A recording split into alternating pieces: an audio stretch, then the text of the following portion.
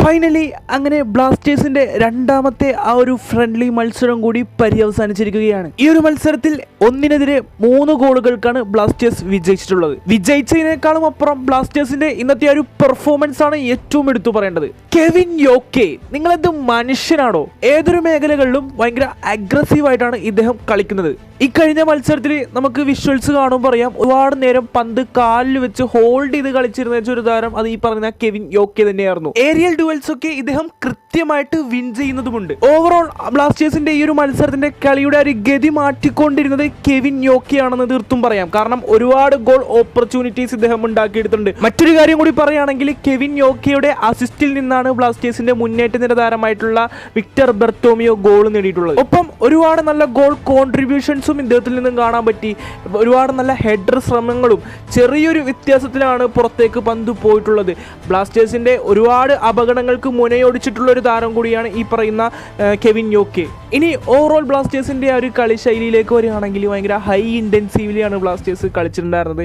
എതിരാളികൾക്ക് ഭയങ്കരമായിട്ട് സമ്മർദ്ദം ചെലുത്തുന്ന രീതിയിൽ. കഴിഞ്ഞൊരു മത്സരത്തിൽ നമുക്ക് അത്ര തോന്നങ്ങോട്ട് കാണാൻ പറ്റിയില്ലെങ്കിലും പക്ഷേ ഈ ഒരു മത്സരത്തിലേക്ക് വരുമ്പോൾ മധ്യനിരയിൽ കൂടുതൽ നേരം ബോൾ കൺട്രോൾ ചെയ്ത് മധ്യനിരയിൽ തന്നെ ഒരുപാട് നല്ല നല്ല പെനട്രേറ്റീവ് പാസ് കളിച്ചുകൊണ്ട് എതിരാളികളെ പരീക്ഷിക്കും വിധം ഉള്ളിലേക്ക് പന്തിട്ട് കൊടുത്ത് തിരിച്ച് ഒരു വിങ്ങിലൂടെയൊക്കെ തന്നെ ഒരുപാട് അറ്റാക്കുകൾ നമുക്ക് കാണാൻ പറ്റി. മധ്യനിരയിൽ ഏറ്റവും എടുത്തു പറയേണ്ട ഒരു താരമാണ് എബിൻ ദാസ് എന്ന് പറയുന്ന ഈ താരം. ബ്ലാസ്റ്റേഴ്സിന്റെ റിസർവിൽ നിന്നും പ്രൊമോട്ട് ചെയ്യപ്പെട്ടു വന്നിട്ടുള്ള ഒരു താരമാണ്. ഇദ്ദേഹത്തിൻ്റെ പെർഫോമൻസ് തീർച്ചയായിട്ടും ഈ ഒരു മത്സരത്തിൽ വലിയൊരു അവിഭാജ്യ ഘടകം തന്നെയാണ്. എബിൻ ദാസിൻ്റെ ഒരു അത്യുഗ്രൻ ഗോൾ കൂടി ഈ ഒരു മത്സരത്തിൽ പിറന്നിട്ടുണ്ട് എന്നുള്ളത് പ്രത്യേകിച്ച് എടുത്തു പറയേണ്ട ഒരു കാര്യമാണ്. എബിൻ ദാസിൻ്റെ ഗോൾ എങ്ങനെയാണെന്നുള്ള കാര്യങ്ങളെക്കുറിച്ചിട്ടുള്ള ഒരു വീഡിയോ വിഷ്വൽസോ കാര്യങ്ങളോ ഒന്നും കിട്ടിയിട്ടില്ല. ഇനി വരുന്ന മണിക്കൂറുകൾ കിട്ടിക്കഴിഞ്ഞാൽ നിങ്ങളുമായിട്ട് പങ്കുവെക്കുന്നതായിരിക്കും. ഈ ചാനലിലൂടെ പങ്കുവെക്കാൻ പറ്റില്ല. ഞാൻ താഴെ ഒരു ഗ്രൂപ്പിൻ്റെ ലിങ്ക് കൊടുത്തിട്ടുണ്ടാവും. ആ ലിങ്കിൽ ജോയിൻ ചെയ്ത് കഴിഞ്ഞാൽ നിങ്ങൾക്ക് ഈ ഒരു മത്സരത്തിൻ്റെ വിഷ്വൽസും കാര്യങ്ങളും ലഭിക്കുന്നതായിരിക്കും. പിന്നെ പ്രത്യേകിച്ച് നോട്ട് ചെയ്യാൻ മറക്കേണ്ട, വീഡിയോ വിഷ്വൽസ് എനിക്ക് കിട്ടുന്നതനുസരിച്ച് എനിക്ക് ഷെയർ ചെയ്യാൻ പറ്റുകയുള്ളൂ.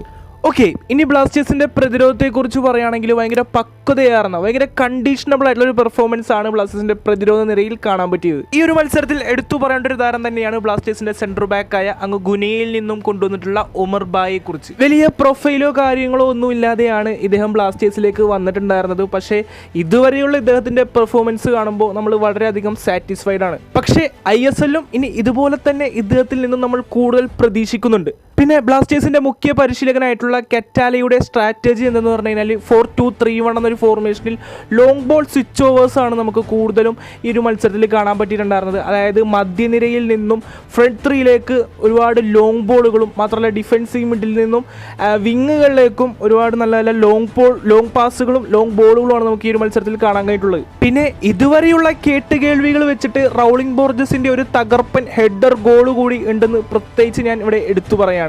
നമ്മളുടെ ഇപ്പോൾ ഈ ഒരു വീഡിയോ കാണുന്ന 80-90% ആളുകളും ചാനൽ സബ്സ്ക്രൈബ് ചെയ്യാതെയാണ് നിലവിൽ ഇപ്പോൾ വീഡിയോ കാണുന്നത്. നിങ്ങൾക്ക് വീഡിയോ ഇഷ്ടപ്പെട്ടെങ്കിൽ തീർച്ചയായിട്ടും സബ്സ്ക്രൈബ് ചെയ്തുകൊണ്ട് കാണാൻ ശ്രദ്ധിക്കുക. സോ ഹാപ്പൻ ഇതുവരെയുള്ള വാർത്തകൾ അനുസരിച്ച് ബ്ലാസ്റ്റേഴ്സിന് ഇനി അവസാനത്തെ ഒരു ഫ്രണ്ട്ലി മത്സരം കൂടി ഉണ്ടാകുമെന്ന് കേൾക്കുന്നുണ്ട്. ഒപ്പോണന്റ് ആരാണ്, എന്തൊക്കെയാണ് അതിൻ്റെ വിശേഷങ്ങൾ എന്നതിനെക്കുറിച്ച് നമ്മൾ തീർച്ചയായിട്ടും മറ്റൊരു വീഡിയോയുമായിട്ട് വരുന്നതായിരിക്കും.